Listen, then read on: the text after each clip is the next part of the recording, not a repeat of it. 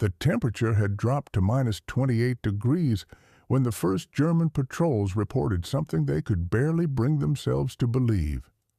Canadian soldiers were moving through the forest at night, not along the roads where any reasonable army would travel, but straight through deep snow and terrain the Germans had written off as impassable.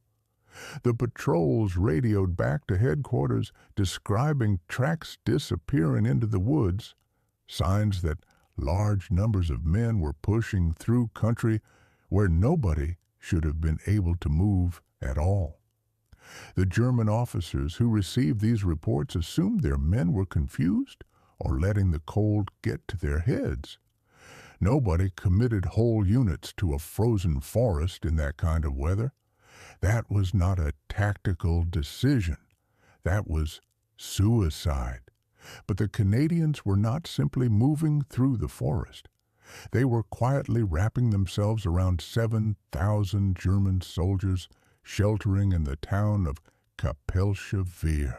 And by sunrise on January 26, 1945, those German troops were going to learn a hard lesson about what it means to fight Canadians in winter. The Germans had made a mistake that made complete sense to them at the time and turned out to be completely wrong. They believed that winter in the Netherlands would halt serious military operations. They thought the cold would give them a breathing space, time to rest and recover after months of grinding retreat across France and Belgium. They assumed that if fighting continued at all, armies would move the way armies always moved, along roads, using trucks and vehicles. And they believed that Canadian soldiers, even ones who came from a cold country, would not be meaningfully better at winter fighting than German troops who had survived winters on the Eastern Front. All three assumptions were wrong, and the 7,000 men at Kapellsche Veer were about to pay for it. To understand what happened that night, you have to go back a few weeks to early January, when Allied commanders were working out how to clear the Germans from the remaining occupied portions of the Netherlands. The strategic situation was straightforward. German forces west of the Rhine were trapped. Allied armies were closing from one side. The river blocked the other. They could not escape into Germany, but they could still defend the ground they held. Parts of the Netherlands remained under German control. The western districts held by German troops, the southern and eastern areas largely in Canadian hands. The winter of 1944 to 1945 was among the coldest in years. Snow had fallen heavily through December. Temperatures regularly dropped below minus 20. Rivers and canals froze solid. These conditions made modern warfare genuinely difficult. Tanks bogged down in deep snow. Trucks skidded on ice. Artillery was difficult to move and position. Most armies would have stood down from major offensive operations and waited for spring, sending out patrols and watching the enemy. That was the rational approach. The 1st Canadian Army thought differently. It was commanded by General Robert Aldridge, and a significant portion of its soldiers had grown up in Manitoba, Saskatchewan, and Alberta, provinces where winters were just as brutal, sometimes worse.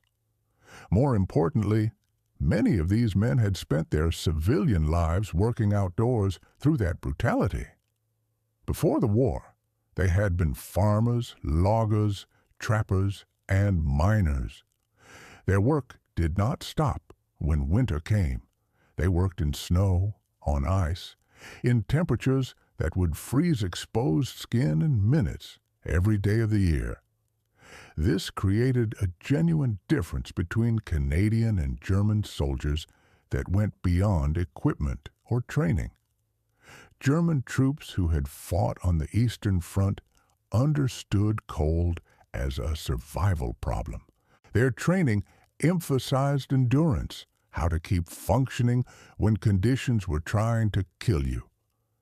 Canadian officers saw winter differently. To them, cold weather was not something to survive. It was something to use. The contrast showed up in how these men had been raised. For many German soldiers, winter had meant staying indoors, slowing down, doing less. Even farming communities reduced their outdoor activity once snow fell. Winter was a time of reduced work. For Canadians from the rural north, winter meant changing how you worked, not stopping. A farm boy still fed animals at -30. A logger worked through January because frozen ground made moving timber easier, not harder. A trapper did most of his work in winter, covering hundreds of kilometers of frozen wilderness on snowshoes to check his lines. Children skated on frozen ponds, walked miles through drifts to school, pulled their weight with chores in freezing weather from the time they could walk. These men did not fear cold. They had grown up inside it. Canadian commanders understood this and built their plans around it. They did not wait for spring. The plan was called Operation Elephant, and its primary target was Kapellsche Veer, where German troops had gathered in the belief that winter would shelter them. Reports indicated roughly 7,000 German soldiers in the town, not elite forces. Most were remnants of units shattered during the retreat through France. Older men, very young conscripts, wounded soldiers sent back to duty before they were ready. Parts of regular infantry divisions mixed with local militia composed of boys and grandfathers, and scattered survivors from armored and artillery units that had lost most of their equipment somewhere between Normandy and the Rhine. They thought winter kept them safe. They were wrong. The German commander responsible for the Kapellsche Veer sector was General Major Friedrich Weber, a career officer who had spent most of the war in administrative roles before receiving a combat command in the desperate final months. Weber was competent rather than brilliant, and his defensive planning reflected standard German doctrine adapted for winter conditions. He had positioned his forces to control the roads leading into Kapellsche Veer, established observation posts at key intersections, and maintained a mobile reserve capable of responding to attacks along the road network. What Weber had not done was prepare for attacks through terrain he considered impassable. The forests and frozen waterways surrounding the town were marked on German maps as natural obstacles that would funnel any attacking force onto the roads, where German defenses were strongest. His entire defensive scheme rested on the assumption that Canadian forces, like any rational army, would attack where the ground permitted movement, which meant along roads. Canadian intelligence had identified this gap through aerial reconnaissance, prisoner interrogations, and careful analysis of German defensive patterns. They knew Weber's forces were concentrated along road approaches, and that the ground between those roads, forest and frozen marshland, was essentially unguarded.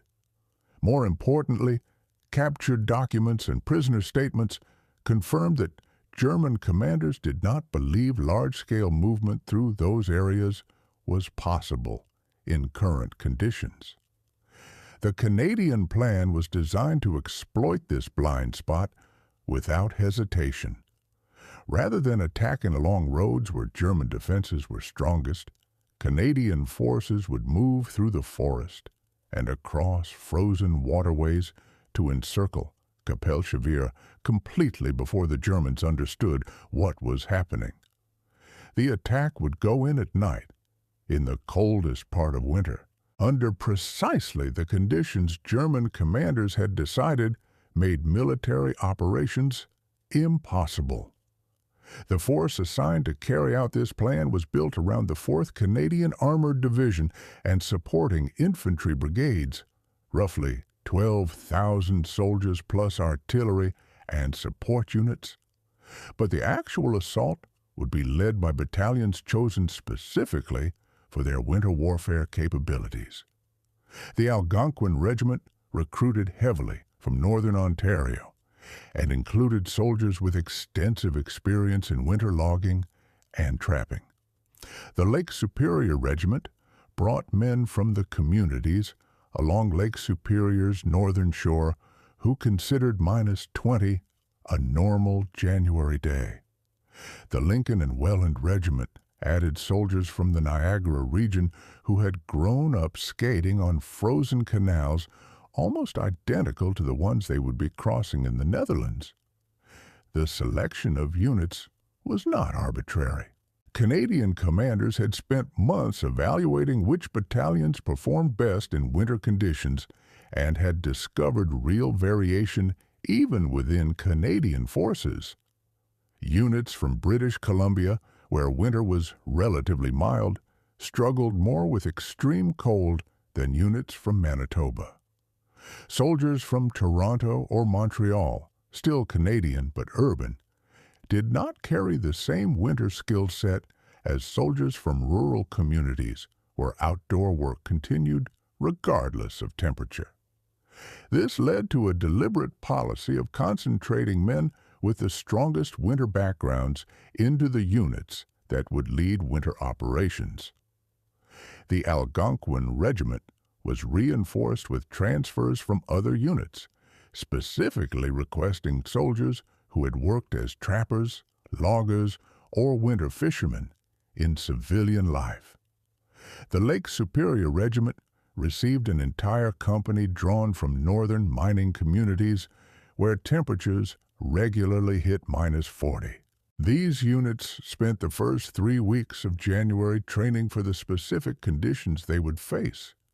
They practiced moving through snow and darkness, navigating by compass when visibility was near zero, keeping weapons functioning in extreme cold, and coordinating attacks without radio communication that might give away their positions. The training ran in the same weather as the actual operation, so soldiers learned through experience what worked and what failed. One particularly demanding exercise involved a 20-kilometer night march through forest and frozen marshland while carrying full combat loads. The exercise was designed to replicate the actual approach to Kapellsche Veer, and it immediately exposed problems that needed solving. Standard Canadian Army boots, while better than German equivalents, were not adequate for extended movement through deep snow. Frostbite cases from the training march produced rushed requisitions for additional insulated footwear and extra wool socks. Navigation presented significant challenges. Moving through dense forest at night in a snowstorm made compass work extremely difficult. Soldiers could not see landmarks, could not follow terrain features, and sometimes lost visual contact with a man 10 feet ahead of them. The solution came from an unexpected source. A Cree soldier from northern Manitoba named Joseph Blackbird, who had grown up traveling trap lines with his grandfather. Blackbird taught his platoon traditional navigation techniques that did not depend on landmarks or compasses. You learned to read wind direction from how snow accumulated on the eastern sides of trees. You judged direction from the patterns of stars visible through gaps in the cloud cover. You estimated distance by counting paces and adjusting for terrain difficulty. These methods were not precise enough for artillery targeting, but they were more than adequate for moving a platoon through forest to a general objective area. The training incorporated these traditional techniques alongside conventional military navigation, producing soldiers who could find their way through winter wilderness using multiple overlapping methods. If a compass failed or visibility dropped to zero, soldiers had backup systems that kept them oriented and moving. Weapons maintenance in extreme cold required rethinking standard procedures from scratch. The Lee-Enfield rifle was reliable under normal conditions, but repeated training exercises produced stoppages and malfunctions as lubricants froze, moisture condensed inside mechanisms and turned to ice, and metal parts contracted enough to affect tolerances. The solution was to strip lubricants almost completely out of weapons and rely on near-dry mechanisms. Armorers found that a small amount of graphite powder worked better than oil in cold weather, enough lubrication to function without the risk of freezing. Soldiers learned to leave rifles outside in the cold rather than bringing them into heated spaces, where temperature changes would cause condensation that would ice up the action. Machine guns required even more attention. Bren gun crews learned to clear snow from mechanisms every few minutes, carry spare parts inside their clothing where body heat would keep them warm enough to install if needed, and fire their weapons regularly to prevent ice accumulation. Every lesson came from experience rather than doctrine, from soldiers discovering what happened when they did not take these precautions and then correcting their approach. Snowshoes were central to the entire operation. Canadian forces had requisitioned thousands of military snowshoes built for carrying heavy loads across deep snow, working tools designed for trappers and winter travelers who needed to cover long distances under weight. These were nearly a meter long and half a meter wide, providing enough surface area to support a soldier carrying 30 kilograms of equipment across powder snow.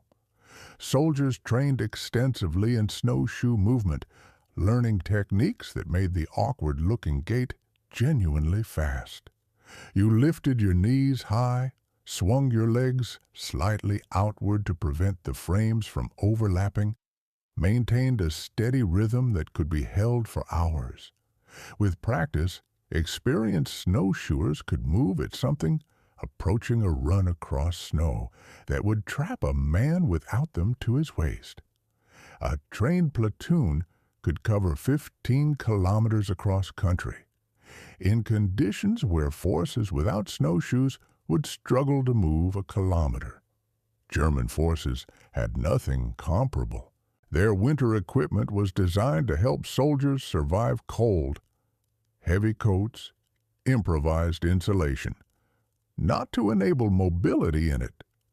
A German soldier trying to cross the same terrain the Canadians were moving through would have sunk to his waist with each step, exhausting himself within a few hundred meters. This mobility difference was as consequential as the gap between mechanized and foot infantry, except it operated in reverse, favoring the Canadians over the Germans who controlled the roads and vehicles. Canadian forces also carried specialized winter rations designed to provide maximum calories at minimum weight. These included pemmican, the traditional indigenous food made from dried meat and fat that provided exceptional energy density, did not freeze solid, and could be eaten without preparation. 1 kilogram contained roughly 5,000 calories and could be pulled from a pocket and eaten on the move. Ration packs also included chocolate bars, specially formulated to remain edible at low temperatures. Standard chocolate became hard as stone in extreme cold and would shatter teeth. The military version used different proportions of ingredients to stay chewy even at -30.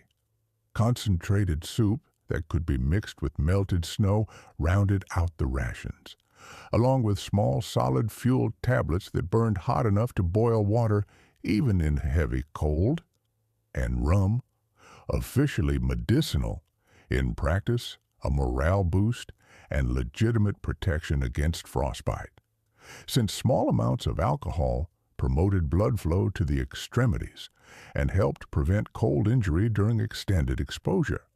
Medical support was configured specifically for cold weather casualties. Medical officers trained to recognize and treat frostbite and hypothermia. Aid stations were equipped with warming equipment, heated tents, and protocols for gradually rewarming soldiers suffering from cold exposure without causing additional injury. Evacuation procedures were completely redesigned for winter. Wounded soldiers would be moved on sleds pulled by soldiers on snowshoes, wrapped in insulated sleeping bags to prevent further cold exposure during transit.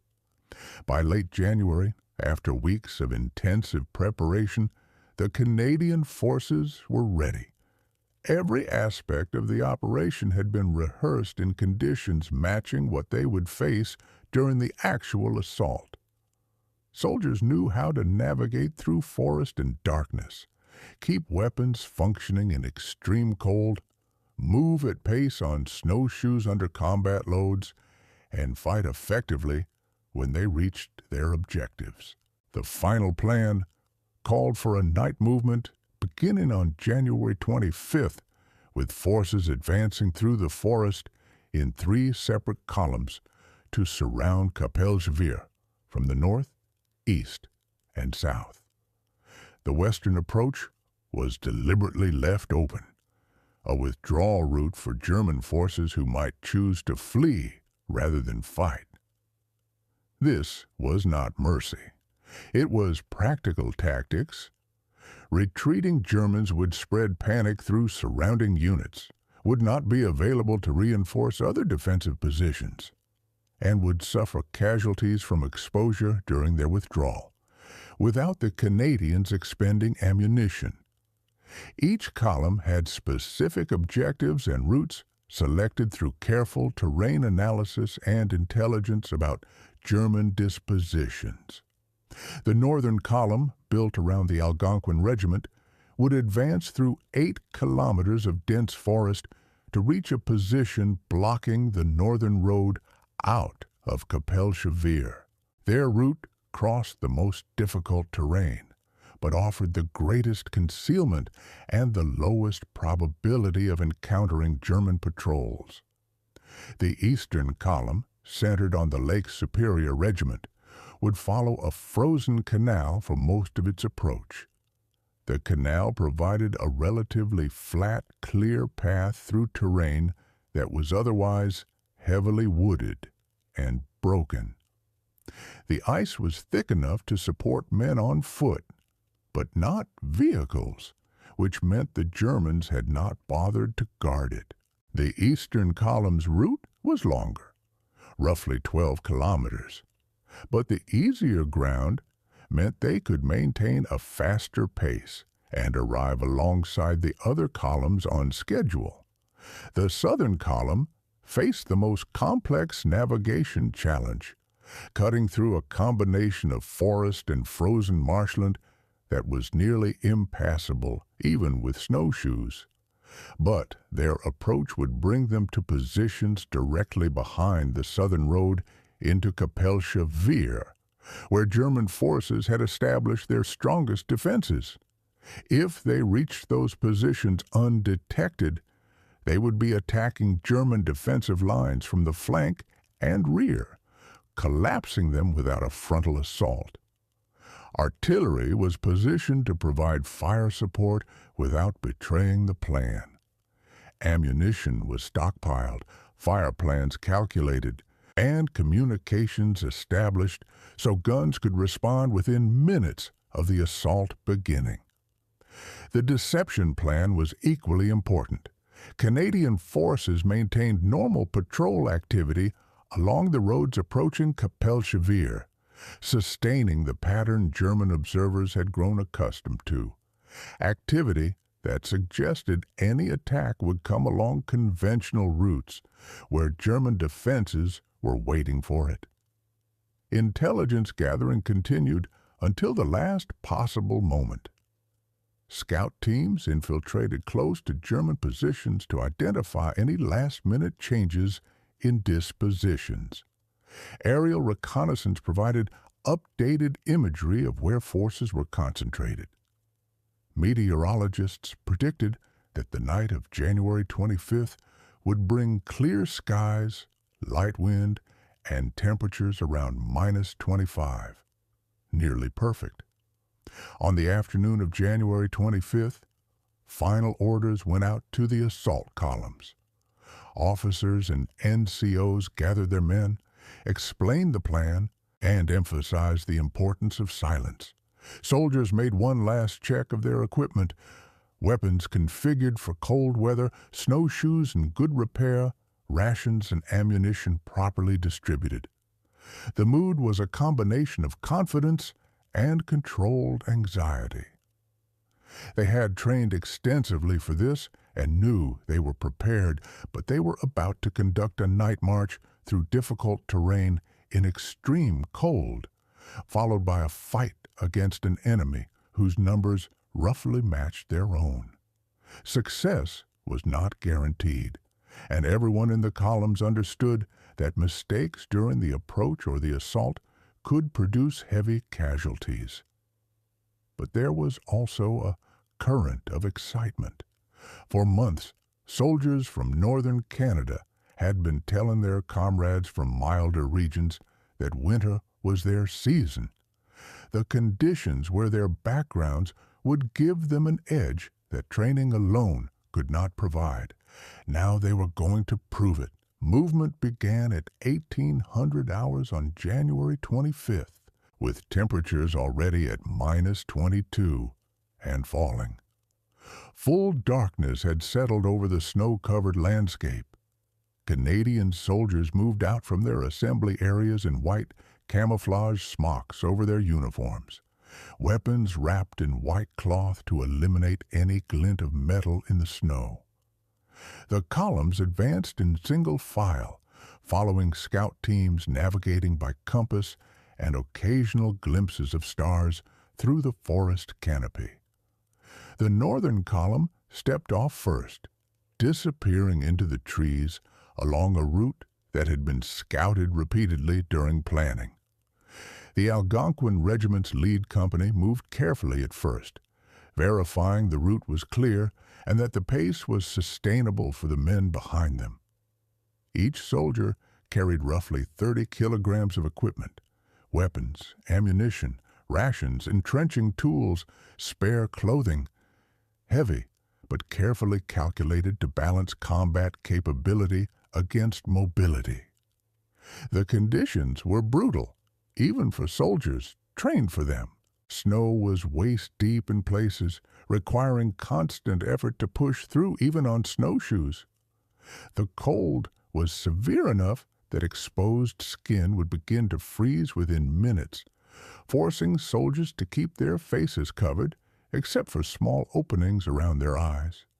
Each breath seared through the throat, lungs working to warm -25 air before it could cause damage.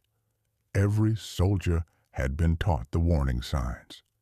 Numbness in fingers or toes, the first indication that circulation was failing and tissue damage was starting. Changes in shivering. If shivering stopped, core temperature was dropping toward dangerous levels. They kept moving to generate heat, but controlled their pace to avoid sweating heavily, because sweat would freeze inside clothing and dramatically accelerate heat loss. Noise discipline was absolute. Orders traveled by hand signal or whispered from soldier to soldier. Equipment was secured against rattling. Soldiers placed each foot with care to avoid snapping branches, which would crack loudly in the frozen air. The result was a battalion moving through a winter forest in near silence. Nothing audible but the soft compression of snowshoes on snow and the occasional crack of a tree contracting in the cold. Navigation was handled by scouts selected specifically for their ability to find their way through wilderness in difficult conditions. Many were indigenous soldiers from northern communities who had grown up traveling through forests in winter. Others were trappers or back-country guides with years of experience in remote terrain. All of them understood that losing their way in these conditions would be fatal, not just for themselves, but for everyone following them. They used compass bearings for basic direction and read the forest around them for confirmation. Snow accumulated more heavily on the eastern sides of trees because of prevailing westerly winds. Stars visible through gaps in the canopy provided reference points to check against the compass. The terrain itself, even under heavy snow, had subtle features that experienced woodsmen could recognize and use. Every kilometer, the column paused briefly.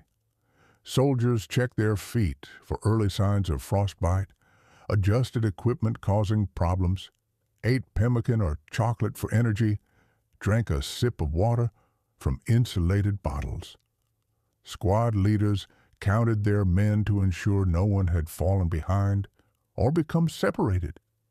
Then the march resumed.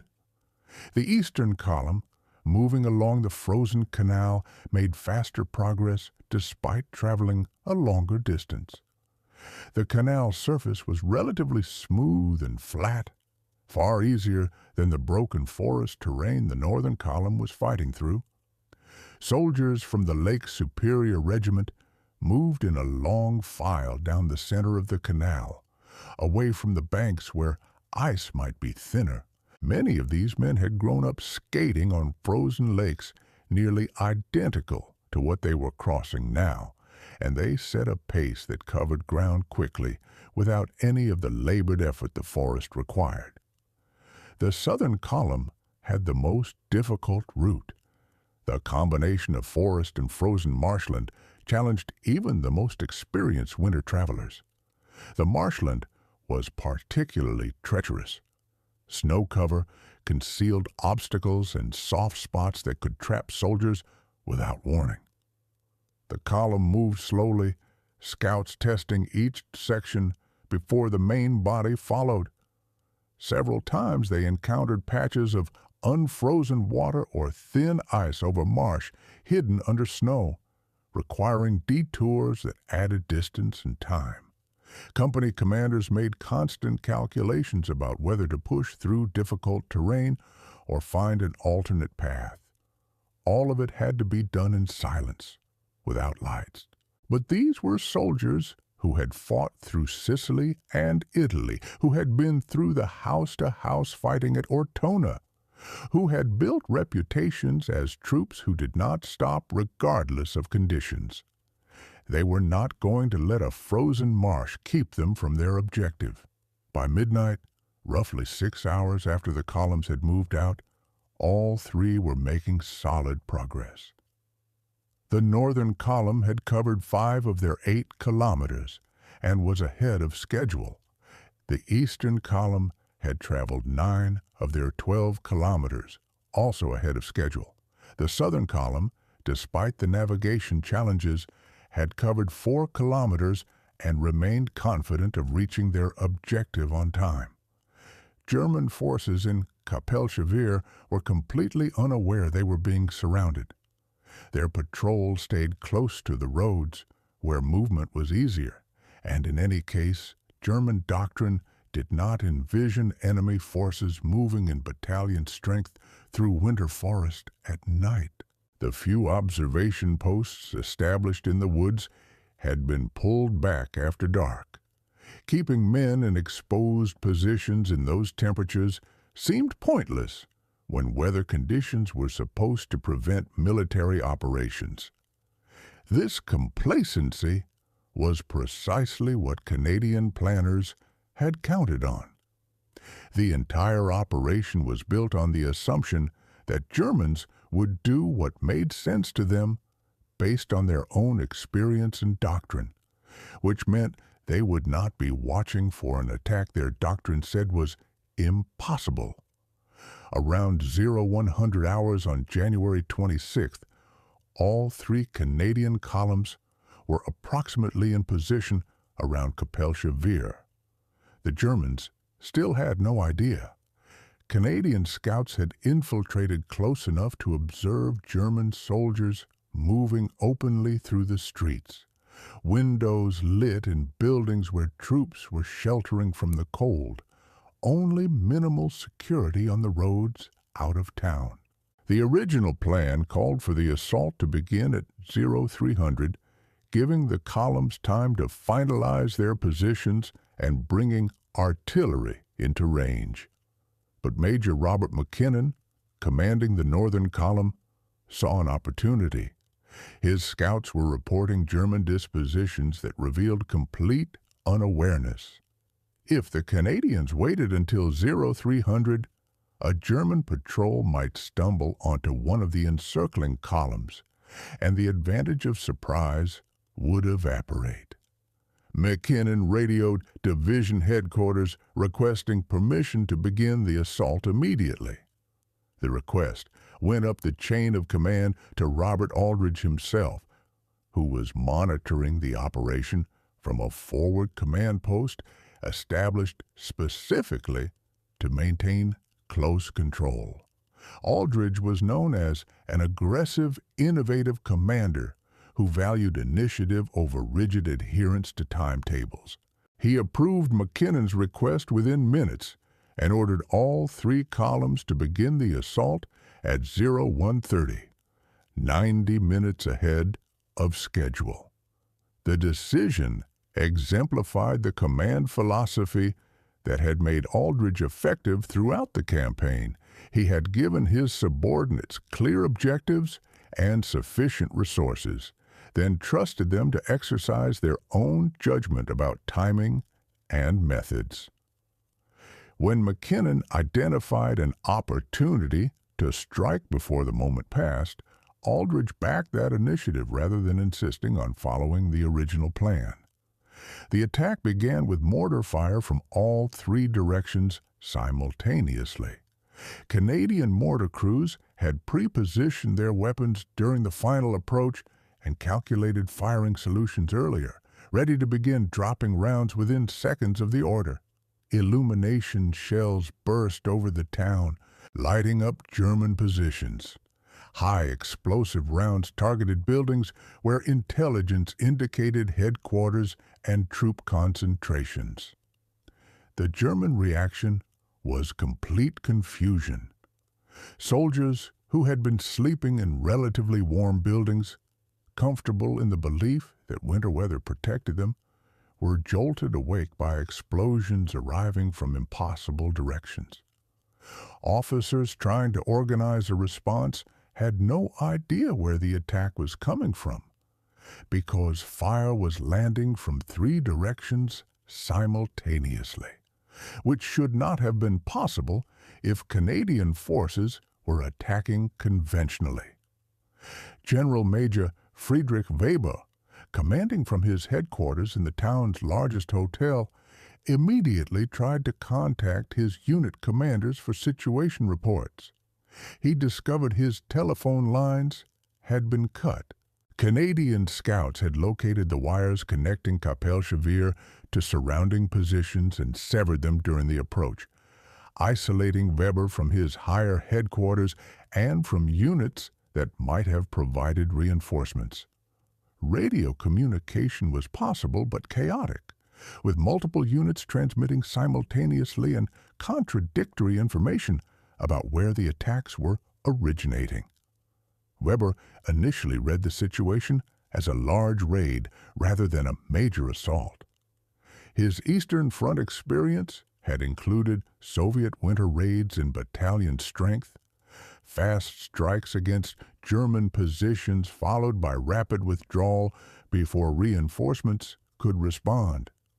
He assumed the Canadians were attempting something similar and that his primary objective was to prevent panic while maintaining defensive positions until the raiders withdrew.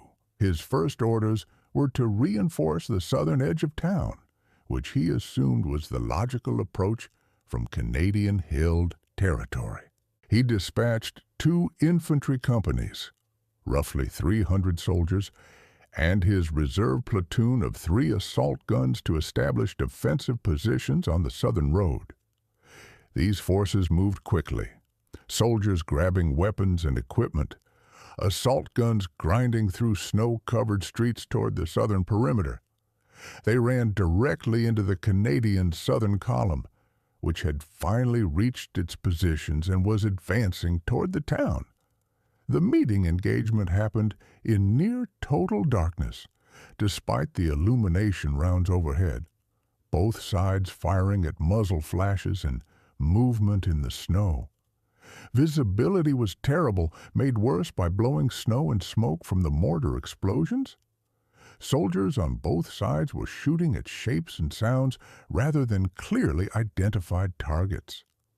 The German assault guns, Stu G3s designed for infantry support and anti-tank defense, were nearly useless off-road.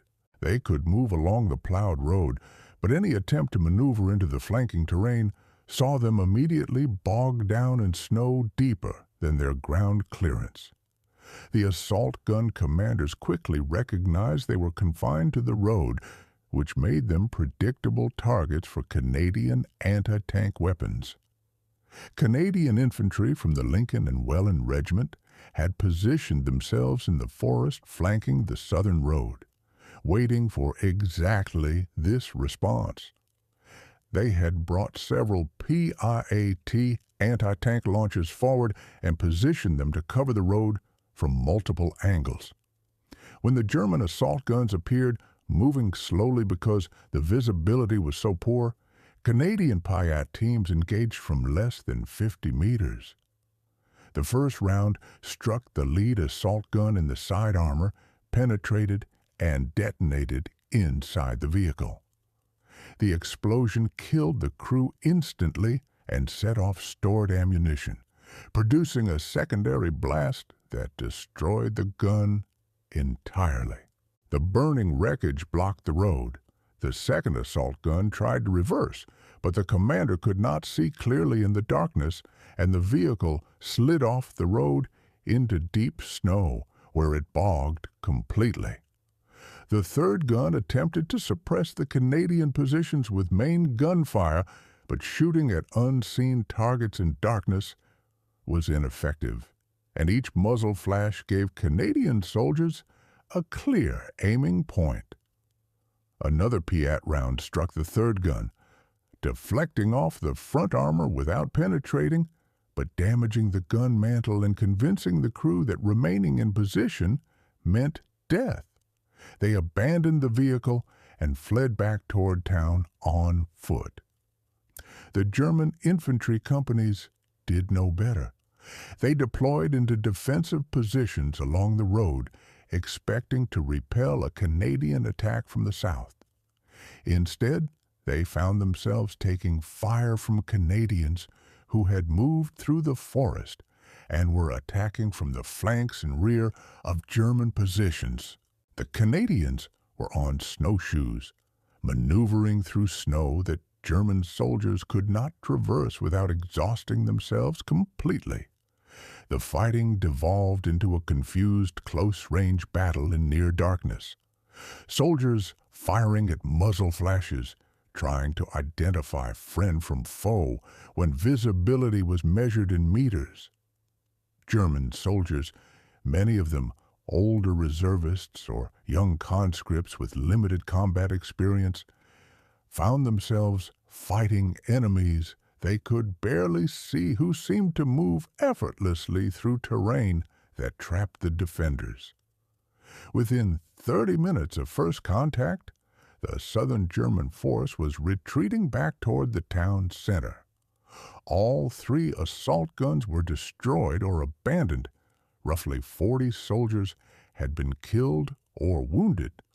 More significantly, the German force had lost its cohesion as an organized unit.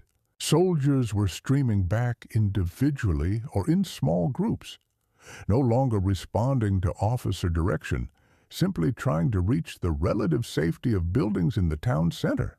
McKinnon's northern column was making even more dramatic progress. They had advanced directly into Kapellsche Veer along the northern road, encountering lighter resistance because Weber had committed most of his available forces to the south.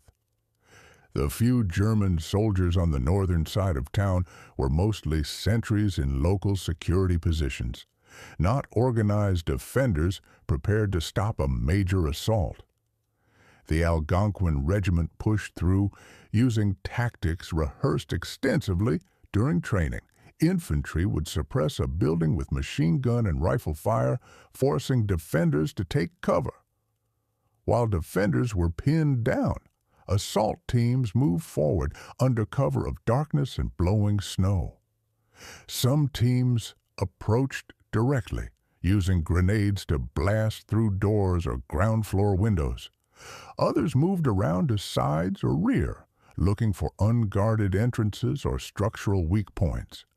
Once inside a building, Canadian soldiers cleared it room by room with brutal efficiency. A grenade into each room before entry. Detonate. Rush in while defenders were still stunned. Any German soldiers who survived the blast were shot without hesitation. The Canadians were not taking prisoners during the assault, partly because there was no way to secure and evacuate prisoners during active combat, partly because the intensity of the fighting left no margin for the process of accepting surrender. The fiercest fighting centered on a large stone church that German forces had converted into a strong point. The building had thick walls that provided solid protection, elevated positions in the bell tower with good fields of fire over surrounding streets, and only a few entrances that could easily be defended. Roughly 120 German soldiers had fortified it and were putting up determined resistance. Canadian forces tried suppressing the church with mortar fire, but the stone construction was too solid. Direct assault would mean crossing open ground under fire from the tower. Costly and slow. McKinnon considered bypassing the church and pressing toward the town center, but leaving a strong point of that size behind his advancing column was a risk he was not willing to take. The solution came from a lieutenant named Thomas Duchesne, a French-Canadian officer from Quebec, who had grown up assisting his father, a master stonemason, in restoring old churches. Duchesne understood stone construction and knew that even thick-walled churches had vulnerabilities. The weak point was typically where the walls met the foundation. Breach there, and you could collapse significant sections of the structure. Duchesne organized a team with PIATs and explosives, planning to breach the church wall at foundation level. Getting close enough to place charges would require crossing open ground under fire from the bell tower. The solution was to burn 3 wooden houses adjacent to the church, creating enormous clouds of smoke that drifted across the open ground between Canadian positions and the church wall. German defenders in the tower fired blindly into the smoke, sometimes hitting nothing, occasionally forcing Canadians to take cover, but unable to stop the advance. The breach team reached the church wall and positioned their explosives precisely where wall met foundation, arranging PIAT warheads and satchel charges to create a focused blast that would drive the wall inward rather than simply cratering the exterior surface. They wired everything together with detonation cord, retreated through the smoke, and triggered the charge. The explosion was massive, far louder than anything that had fallen during the mortar bombardment. The church wall collapsed in a shower of stone blocks and dust, opening a breach roughly 3 meters wide directly into the church interior. Canadian soldiers rushed the opening immediately, throwing grenades through before entering and then charging in behind them. The fighting inside was vicious and close range. German defenders fired from behind pews and stone pillars. Canadian soldiers advanced using grenades and automatic weapons fire, clearing the ground floor position by position. The confined space compressed every engagement to seconds. Soldiers shooting enemies only meters away. German defenders retreated to the upper level and the bell tower, but this trapped them rather than saving them. Canadian soldiers consolidated on the ground floor, then used a captured German machine gun to suppress the stairway. While that kept defenders pinned, other soldiers located a side entrance leading to a choir loft accessible from outside the building, entered it, and attacked the German defenders from a direction they had no way to cover. Within 45 minutes of the initial breach, the church was in Canadian hands. Roughly 70 German soldiers had been killed, with another 30 wounded and captured. Canadian casualties were lighter, around 20 killed and wounded, reflecting the advantage of attackers who could use explosives to create breaches and defenders trapped in an enclosed space with no line of retreat.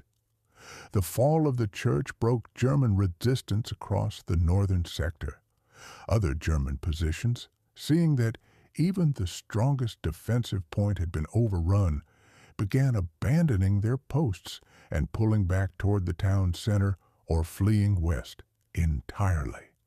McKinnon's column pressed deeper into Kapellsche Veer, encountering decreasing resistance at each block. The eastern column, approaching along the frozen canal, met the least resistance of any of the three. German forces were concentrated to the north and south, where they expected attacks from road approaches. The Lake Superior Regiment moved into town almost unopposed, advancing rapidly toward the town center and the hotel where Weber had established his headquarters. Weber understood by 0230 that the situation was beyond recovery. His southern defenses had collapsed. The northern sector was being overrun. Canadian forces were now reported approaching from the east. His command was surrounded, and continued resistance would only result in the destruction of his entire force. At 0240, he ordered his remaining units to disengage and withdraw west, hoping enough of his soldiers could escape to be of use somewhere else. The order went out by radio to units still in communication with headquarters. Many were not. Commanders were dead or wounded. Units had lost contact. The result was a chaotic retreat that rapidly became a rout. German soldiers fled west in disorder, abandoning weapons, ammunition, and equipment, focused entirely on escaping before the last road out of town was cut. Officers tried to maintain some semblance of order, but in the darkness and confusion, most soldiers simply ran. Canadian forces initially moved to block the western road, but division headquarters ordered them to allow the withdrawal. The objective was to capture Kapellsche Veer and destroy German combat capability, not to eliminate every individual soldier in the garrison. Fleeing Germans served Canadian purposes nearly as well as dead Germans, and letting them escape avoided the costly, close fighting that would be necessary to root out every pocket of resistance. By 0300, less than 90 minutes after the assault began, Kapellsche Veer was essentially in Canadian hands.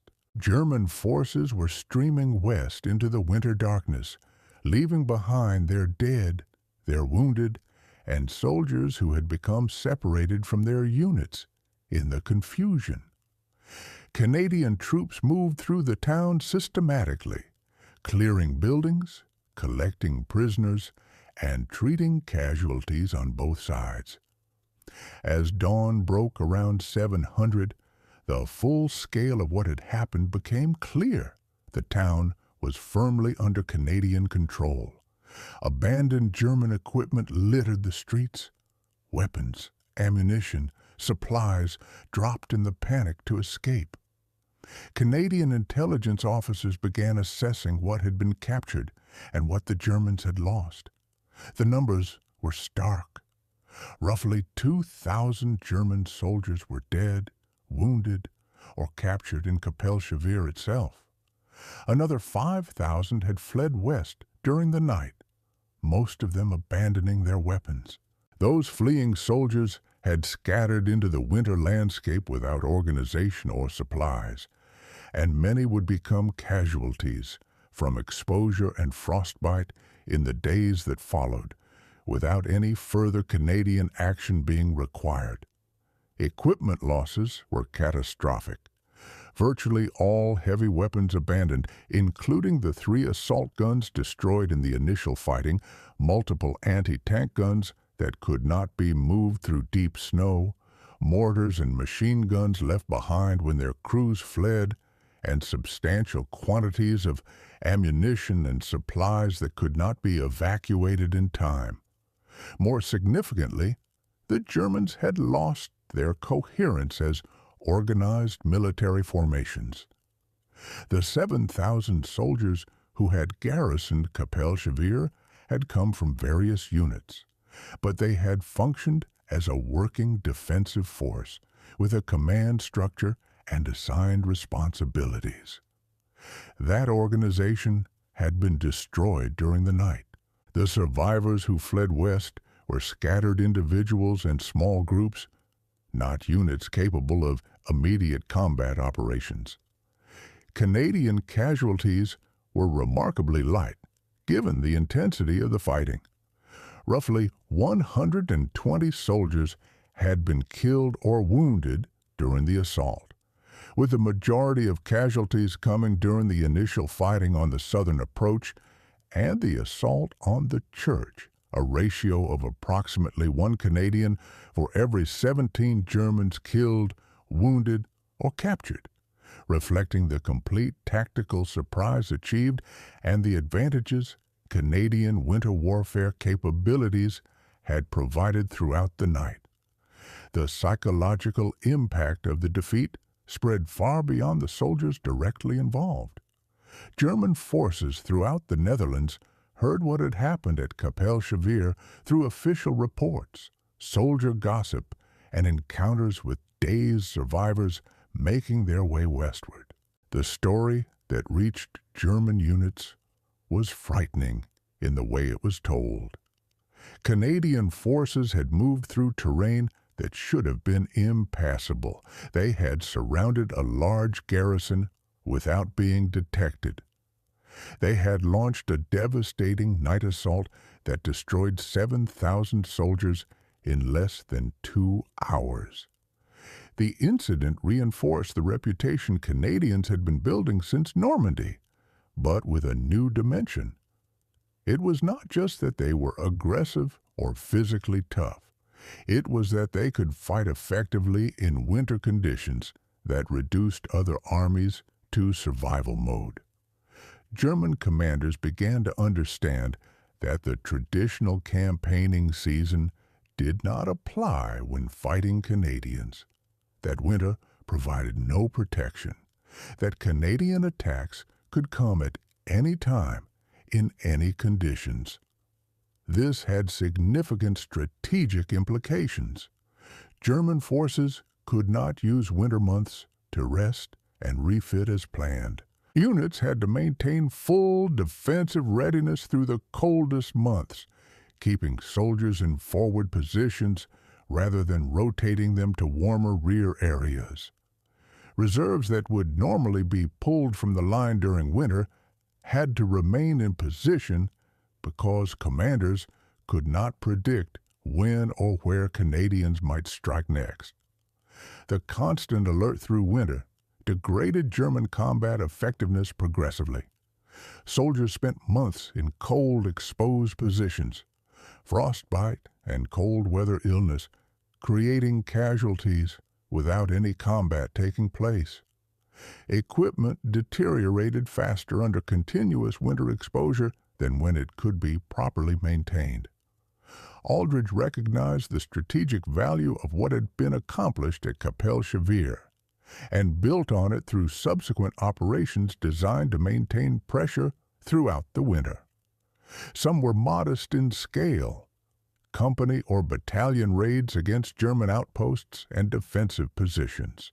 Others were larger multi-battalion attacks designed to capture specific objectives or force German withdrawals from exposed ground. All of them exploited Canadian winter warfare capabilities and German vulnerabilities in cold weather. The cumulative effect was to systematically degrade German combat power through the winter without requiring massive, costly offensives. Each operation weakened German forces incrementally, killing or capturing soldiers who could not easily be replaced, destroying irreplaceable equipment, and spreading the psychological damage of fighting an enemy who seemed to gain strength from conditions that weakened everyone else. For Canadian soldiers, Kapellsche Veer became a defining moment that validated everything they had been telling their comrades from milder regions.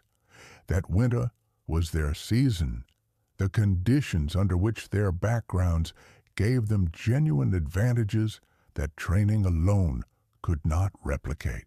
The operation entered regimental histories and veterans' accounts as proof that Canadian soldiers were uniquely capable, that they had developed methods that worked when conventional approaches failed, that their reputation had been earned through actual battlefield success. The darker aspects of the operation, prisoner killings during the assault, the shooting of German wounded in some cases during the confusion of night combat, were quietly downplayed in official accounts. Operational reports acknowledged that prisoners were taken but did not detail how many German soldiers who attempted to surrender had instead been shot. Veterans who discussed the battle in later years focused on the movement through winter terrain and the tactical success, rarely mentioning the brutal close-quarters violence and the violations of laws of war that occurred in the chaos of the night. This selective memory was not unique to Kapellsche Veer or to Canadian forces. All armies in all wars include soldiers who commit atrocities in the heat of combat, and institutional memory consistently emphasizes heroism while setting aside the rest.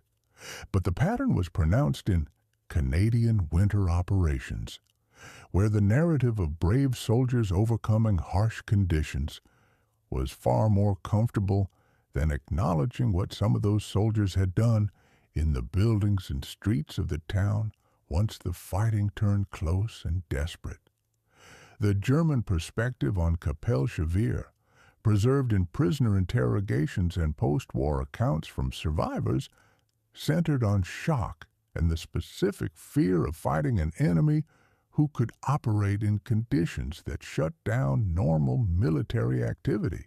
German soldiers described the night of January 25th to 26th as nightmarish. The experience of being surrounded by invisible enemies, striking from directions that should have been impossible. Enemies who moved effortlessly through snow that trapped German defenders. Some German accounts verged on mythology, attributing near supernatural abilities to Canadian soldiers who could supposedly see in total darkness and survive cold that would kill normal men. The exaggerations reflected genuine trauma, but also showed how completely the psychological dimension of the operation had succeeded. German forces had been persuaded that Canadian winter warfare capabilities made them nearly unstoppable in cold weather, which made German soldiers less willing to fight and more likely to retreat or surrender when facing Canadians through the remaining winter months. For military historians analyzing the campaign, Kapellsche Veer represented something close to a textbook example of how environmental adaptation and cultural background can create decisive tactical advantages. The Canadians' success was not primarily about better weapons or superior numbers. It was about soldiers who had grown up in harsh winter environments, commanded by officers who understood how to use those conditions, executing a plan that played to their specific strengths while targeting the specific vulnerabilities of the enemy they were facing. The operation also illustrated the importance of honest assessment of both friendly and enemy capabilities. Canadian planners had not assumed their forces could accomplish impossible things. They had carefully analyzed what their soldiers could actually do based on background and training, then designed an operation requiring exactly those capabilities. They had correctly assessed that German forces, despite Eastern Front experience, were not prepared for the specific variety of winter warfare that Canadian soldiers had practiced since childhood. The result was a military operation that succeeded beyond optimistic expectations.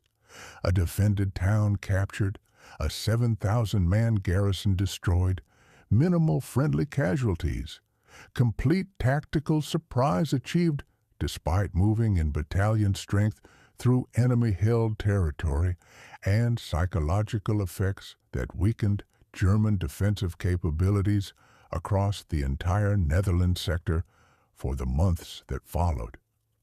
The night 7,000 German soldiers learned why you do not fight Canadians in winter became a reference point that echoed through the remainder of the campaign. German forces throughout the Netherlands understood from January 26th onward that winter weather provided no safety from Canadian attacks. That terrain they considered impassable was penetrable by an enemy with the right skills and preparation, and that defending against Canadians required constant vigilance regardless of what the thermometer read or how deep the snow was. For the 7,000 German soldiers who had been at Kapellsche Veer, whether they died in the fighting, were captured, or fled into the winter darkness, the night of January 25th to 26th, 1945, delivered a brutal education in the cost of wrong assumptions. They had assumed winter would protect them. They had assumed no enemy would attack through impossible terrain in impossible conditions. They had assumed they could relax and wait for spring. Canadian soldiers emerged from the forest like ghosts, surrounded the town before anyone knew they were there, and destroyed an entire garrison in less than 2 hours. For many of the 7,000, the lesson came too late to matter.